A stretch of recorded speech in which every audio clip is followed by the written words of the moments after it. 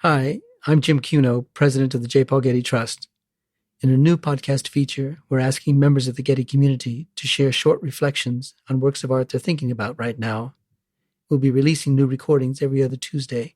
I hope you'll find these stories about our daily lives, from laundry on the line to a dog at a scholar's feet, thought-provoking, illuminating, and entertaining. Hi, I'm Johnny Tran from the curatorial department at the Getty Research Institute. Due to COVID-19, I decided to move back to my childhood home in Anaheim, California, to be with my parents and sister. And moving back, I realized just how lucky I was to have the option of going back home to be with family in these difficult times. That's something my immigrant parents didn't really have the chance to do, and it got me thinking about what makes a home a home. I work primarily with our architecture and design collections. And in these recent months, I find myself coming back to this unpublished book that we have in the archives called Pueblo del Rio, A Study of a Planned Community.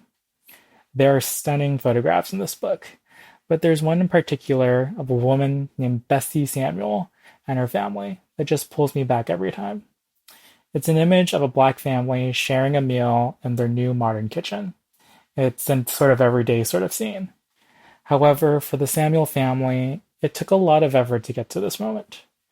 The Samuels called Pueblo del Rio their home.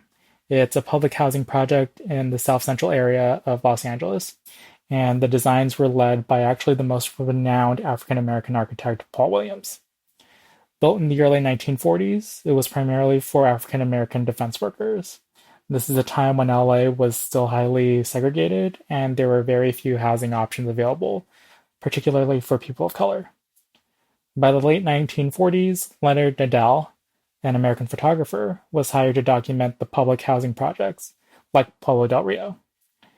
You can see Nadell's skill not only in documenting the really beautiful, functional, modernist designs of the building, but you get to see the everyday life, the people who live in these buildings, like the Samuel family. It makes me appreciate the steps that my parents took to have a home, and these little family moments I get to have with them, like every night when we have dinner. It also makes me realize just how far we still have to go and the enormous changes and challenges we face to provide housing for underserved communities. Pueblo del Rio was a positive step forward, and I realize it takes community engagement and government action to achieve this. I love this quote that Nadell ends the book with from Franklin Roosevelt. We have accepted a second Bill of Rights, under which a new basis of security and prosperity can be established for all, regardless of station, race, or creed. Among these are the right of every American for a decent home. To view Leonard Nadell's photographs of Paul R. Williams' Pueblo del Rio from the late 1940s, click the link in this episode's description or look for it on primo.getty.edu.